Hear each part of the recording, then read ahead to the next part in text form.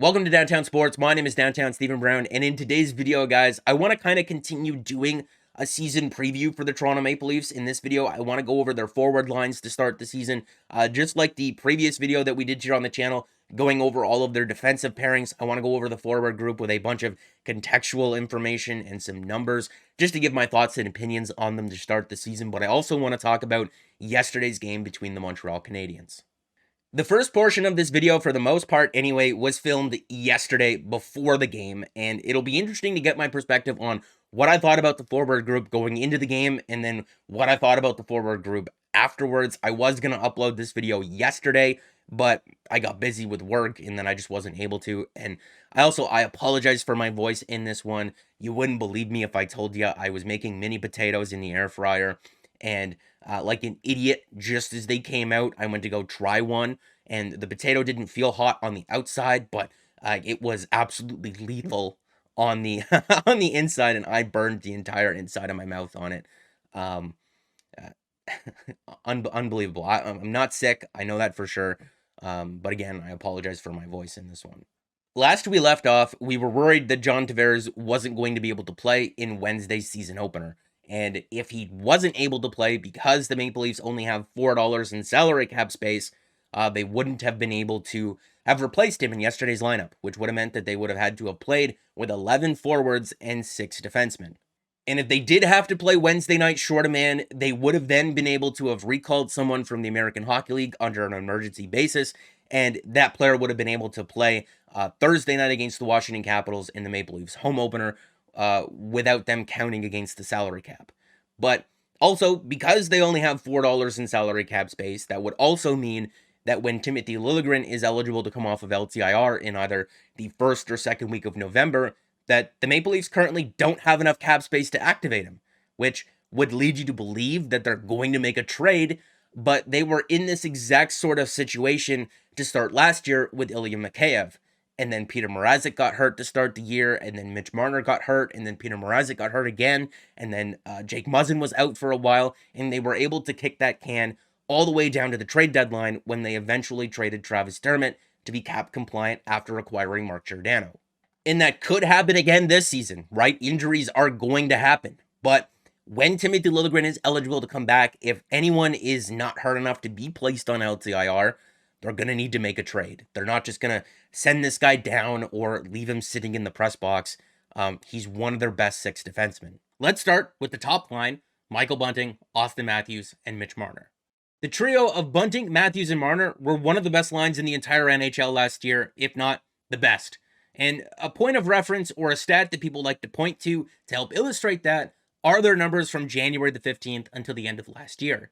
And January the 15th seems like a bit of a random day, and you could probably do this for a couple of other players around the league, but that was the day that Mitch Marner came off of the COVID list, and from that point onwards, he was tied with Johnny Gaudreau for the league lead in points with 76, with Austin Matthews not too far behind him with 68. And if we sort from January the 15th to the end of the season in terms of goals, it's no surprise Austin Matthews leads that with 36 in 41 games, which is absolutely ridiculous. But the thing that surprised me, even looking at these stats, I've seen them before, but Mitch Marner with 29 goals in 46 games, 29 of his 35 goals were scored in the second half of last year. He was already one of the top point producers in the league at this point, but he kicked it into another gear from that point onwards. And Michael Bunting was no slouch either. Sorted by points per 60 at 5-on-5 last year, no date filter or anything like that, just the entirety of last year, he was 8th in the NHL. This guy was not a passenger just playing next to Matthews and Marner. He was driving play right along with them. The best thing about that top line last season is that they scored goals every way you could possibly imagine, and it wasn't just one guy doing all the dirty work. There were some examples where Matthews or even Marner was the first in on the forecheck that created a scoring chance for somebody else, and that's what made them so dominant. And I only wish I could say the same thing about that second line with William Nylander and John Tavares. Dennis Malgin's the new guy there. We will talk about him in about a minute or so, but first, I want to focus in on Nylander and Tavares. If we're looking over the numbers for John Tavares and William Nylander playing together over the last 3 seasons, the numbers are relatively positive in terms of the shot attempt share, the actual shots, the expected goals, the scoring opportunities, the high danger shot attempt share. They're all drastically in their favor. But if we're looking at the actual goals from last season, they were outscored 34-42 at 5-on-5, and the actual goals, they do matter. The most disappointing thing about these numbers, the most embarrassing thing about these numbers, is that Bunting, Matthews, and Marner draw all of the other team's best players, which means that the minutes that Nylander and Tavares are playing together are in secondary matchups. Never mind outscoring your opponent 45-38 over the course of 2 seasons. That's barely breaking even. You should be dominating those minutes. And the fact that they're not, it's embarrassing. And I know, that they've had a smorgasbord or a hodgepodge, a giant laundry list of wingers that they've played with, and that could throw things off. But these two guys on their own are too good to just be breaking even over the course of 2 seasons, basically. If this trend continues, they should be split up, and they should be split up permanently. It just does not work. And I'm not blaming one guy more than the other. It's on both of them to figure it out, or Sheldon Keefe to step in and say, hey, this isn't working, let's try something different. But despite their struggles or lack of chemistry or whatever the problem was for them last year, Nylander still had a career year, and Tavares had 76 points in 79 games. I can understand maybe if you're left wanting a little bit more for $11 million, but some of the criticism that I see of John Tavares on a weekly basis, some of the comments on these videos are just ridiculous. They're ridiculous. And in this year's training camp, Tavares spoke about the difficulty of coming into last year having spent the entire previous offseason recovering from that concussion and the neck injury that he suffered against the Montreal Canadiens in those playoffs. If you spend your entire summer recovering and everybody else spends theirs getting faster and stronger and working on their game, I don't care how talented you are, you're going to come in behind the 8 ball. And if you're trying to play catch up at the National Hockey League level, it's just not going to work. And there were times last year, John Tavares has never been the fastest guy out there, but there were times last season when he looked even a step slower. And this offseason, he had the entire summer to work on his game. He was healthy, and he made it a focal point to try to get faster. And the oblique injury that he suffered in preseason, it might set him back a little bit. But the fact that he had the entire summer to work on that, if we're going to see a faster John Tavares, or even John Tavares where he was 2 seasons ago as opposed to where he was last year, I think he's a great candidate to have a bounce-back season. If that duo is not working out, then just like Sheldon Keefe said earlier in training camp, they should split them up. And with Tavares suffering that oblique injury, we got to see William Nylander play a little bit at center. And I think this is kind of going under the radar as something that could be very interesting that comes from this year's preseason, because when asked about whether or not he's comfortable playing Nylander at center, Sheldon Keefe said he would be at any time. Sheldon Keefe also said not to read too much into Nylander playing center, but hey, that's what this whole channel is. Reading too much into things and asking the questions and exploring different scenarios. I wonder if Sheldon Keefe does end up splitting up Tavares and Nylander at some point this year, if Nylander ends up playing center on his own line. As for Dennis Malgin, this is just one of those storylines that we're going to have to wait and see how it plays out throughout the year. He had a really good preseason, but then again, it's just preseason. It looked like he was developing some good chemistry with William Nylander. It looks like the guy can really move the puck and skate and transition, like we saw on the 1 goal that he scored against the Red Wings. He's got close to 200 games of NHL experience under his belt, and he's only like 25. He could play the wing and the center ice position sometimes. And this was also a guy who, towards the beginning of his career with the Florida Panthers, was looking like he was going to be a very effective middle six forward at the NHL level. So I'm willing to give him a chance. Moving on to the third line of Pierre Engvall, Alex Kerfoot, and Kalle Jarnkrok, I can't stress how much I hate this line because it has Alex Kerfoot playing center, and I'm done with it. We spent like 2 months, about a year or two ago, just drilling home this guy is not a two-way center. This guy is not a defensive center.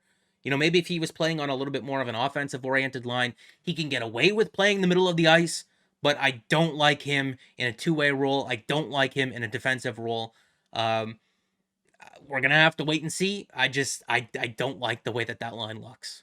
It's interesting to me that Sheldon Keefe would split up both Pierre Engvall and David Kampf, considering every single combination of that line that played together last season was absolutely dominant in just extreme defensive zone starts. It was so much fun to watch them go from the defensive end of the ice all the way to the offensive zone and score sometimes. They were outscoring their opponents playing heavy defensive zone starts.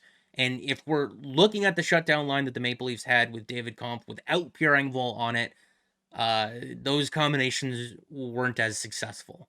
I'm also excited to see what a guy like Yarncroc can bring to this team. He signed a 4-year deal with the Maple Leafs in the offseason, and if we're looking at the numbers that he had last year playing with both the Kraken and the Flames, they weren't really that good. But I'm also not going to judge a role player's numbers playing on a very bad team like the Seattle Kraken. And also, when he was playing for the Calgary Flames, he was mostly playing the center ice position with the Dylan Dubé and Milan Lucic. So maybe not the most ideal line mates for a guy like Calle Yarncroc. He's not really a centerman. All the success that he's had previously in his career with the Nashville Predators, he spent playing on the wing. And if he can get back to that form, playing with the right line mates in the right role, I think he can be a very effective player for the Leafs.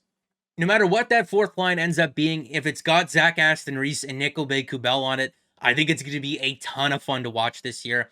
The Maple Leafs clearly went into this offseason wanting a new identity for that fourth line. If you're looking at who played on it last season, it was mostly Wayne Simmons, Jason Spezza, and Kyle Clifford. And if you're looking at those three players, I really don't know what that line is supposed to be. And it reflected in the results that we saw from it each night. It was not good. Zach Aston Reese is a guy who made $1.7 million last season, and he's making $840,000 to play with the Leafs this year. He clearly took a discount because he wants to be here. This is a guy who got Selke votes a couple of years ago. He's a very defensively responsible forward. He's a very good skater, a very good forechecker, and he hits absolutely everything that moves. And Nickelback Kubel is sort of the same type of player to a degree. He's a bit of a smaller guy than Zach Aston Reese, but still, he's a very good skater. He lays the body a lot, and he's a good forechecker. That line's going to play with a lot of tempo and a lot of energy, and I think I can get behind that. Having a bottom six with Calle Yarncroc and Pierre Engvall and Alex Kerfoot and Zach Aston Reese, David Kampf, and Nico Kubel, if we're comparing it to last year's bottom six that had Ilya Mikheyev in it for the most part and Anze Kasha as well, there is a legitimate concern about the depth scoring on this team. If the top two lines go quiet for a little bit, can the bottom six pick them up? I don't know. The Leafs may not score as many goals as what they did last season, but if we're looking at where they ranked defensively in terms of the shot attempts against and the actual shots and the expected goals against, the scoring opportunities, and even the high danger shot attempt share, so shot attempts that are coming basically point blank right in front of the net, they were near the top 10 in basically every single one of those categories last season. And with the fourth line having a new identity, a new purpose to be fast, hard on the forecheck, and better defensively, maybe they don't score as many goals, but maybe they don't allow as many goals either.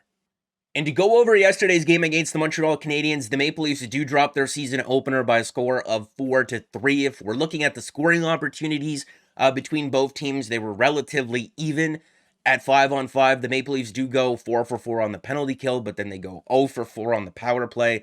And this isn't necessarily an excuse for the power play maybe, but the Maple Leafs at 5-on-5, every summer this team goes through a high rate of turnover. There's a lot of guys that leave and there's a lot of new guys that come in, and what that leads to is a lot of guys in training camp and the preseason and the first month of the season or so that just haven't played a lot together.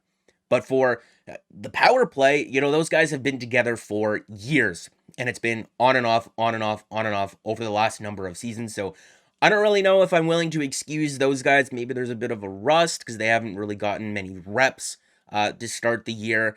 But the power play I expect more of. But speaking of guys who have played together for a long time versus guys who haven't necessarily played together very much in their careers, Justin Hall and Jake Muzzin. Sheldon Keefe called this game careless and sloppy, and on the game-winning goal, Josh Anderson's goal, Jake Muzzin throws an absolute pizza up the middle of the ice. I don't know what that clearing attempt was. I would rather him have just iced the puck at that point than try to perfectly place clearing attempt like off the boards or something like that if you're really scrambling. But we talked about Sheldon Keefe's decision to reunite Justin Hall and Jake Muzzin to start the season in a previous video. If you're looking at the Maple Leafs D pairings from yesterday, it was Morgan Rielly, TJ Brody, Jake Muzzin, Justin Hall, Mark Giordano, and Rasmus Sandin. And To end off last season, down the stretch, and in the playoffs against the Tampa Bay Lightning, it was Jake Muzzin playing with TJ Brody. But to start this year, if you're going to go with Muzzin and Brody as a D pairing, then that means that you would need to find a different D partner for Morgan Rielly. And in the past, they have tried to play Justin Holl with Morgan Rielly, and that's been awful. And you wouldn't necessarily ask Rasmus Sandin to play on his offside on the top pair just yet anyway. And it doesn't make sense as a long-term solution to ask Morgan Rielly to play on the right side. So there's not another logical D partner for Morgan Rielly to play with right now other than Timothy Liljegren. They played together last season for an extended stretch, and the numbers were quite in their favor, but Liljegren is hurt right now. So to start the season, I can understand why Sheldon Keefe went with Morgan Rielly, TJ Brody, Jake Muzzin, and Justin Holl, because Jake Muzzin and Justin Holl have been good playing together in the past, but like we showed in that video going over the Maple Leafs defensive pairs a couple of days ago, looking at their numbers from last season, they were dramatically better when they were not playing with each other, and they were catastrophically bad when they were playing with each other. So, if this is a trend that's going to continue, Sheldon Keefe said that he's not expected to make any lineup changes tonight, but if it's bad again tonight, Sheldon, please do not make us sit through this until Timothy Liljegren gets back. Please try something different. If it means, giving a little bit of extra responsibility to Rasmus Sandin just to see how it goes, I mean, at that point, I don't think it can hurt. The only other thing that I can tie in from yesterday's game, from the portion of the video that I shot from yesterday, I said that I did not like their bottom six lines that they drew up. Pierre Engvall, Alex Kerfoot, and Kelly Yarncroc. I don't like Alex Kerfoot at the third center position on a two-way line or a defensive line, which is what it looks like that's supposed to be. But I thought that Kerfoot had an okay game, if I'm being honest with you. So maybe that's a bit of an overreaction. But we also went over earlier on in this video, Pierre Engvall playing with David Kampf, every combination, no matter who was the third player on that line last season, Pierre Engvall and David Kampf were successful last year, playing in heavy, heavy defensive zone starts. But every combination where David Kampf was not with Pierre Engvall, the numbers were not very kind. So that fourth line of Nico Kubel, David Kampf, and Zach Aston Reese, while I like all of the players individually, I don't like that group as a fourth line. And then just to touch on Matt Murray, I thought that the Montreal Canadiens beat him quite a few times on the glove side, and that's been a problem with him in the past. But I also felt like he made some really nice saves, and he kept the Maple Leafs in a game that they played awful defensively in front of him. And obviously the Matt Murray thing is going to be a storyline that we follow all season long, and we're going to have to ride the highs and ride the lows together. Because it's not just going to all be perfect or all be good. But at the same time, I feel like if the Maple Leafs play how we know they can in front of him, they can win a lot of games with Matt Murray in net. But also, sometimes you just need a save. Sometimes you just need a save. Sometimes you make a mistake and your goaltender bails you out. And if you make mistakes and your goaltender never really bails you out, or it's only a handful of times, that could be frustrating as well. Your goalie is allowed to be good, and I don't think that Matt Murray was good yesterday. I thought he was just okay, and that's the nicest thing that I can say. Just so we're not ending on a bit of a sour note here, Dennis Malgin did score in this game. He bangs in a goal right in front of the net, and he also had a breakaway opportunity. I really liked his game in this one. And late in the third period to tie it, it's John Tavares and William Nylander hooking up on a 2-on-1, which is also nice to see, especially because of what we were talking about earlier on in the video and their chemistry and Tavares wanting to be faster and working on his skating this offseason. I felt like that was a nice little play because you're watching him keep up with Nylander and you're like, okay, maybe this guy is going to have the bounce back season that we were talking about a little bit earlier on. So tonight is the home opener for the Maple Leafs. Ilya Samsonov in net against his former team in the Washington Capitals. Hopefully the Buds can clean it up and play a better game in front of him, because it would be really, really nice if they could get him the win. So make sure to like the video if you did like it and subscribe for more, because more is always on the way. And guys, I'll see you again in the next one.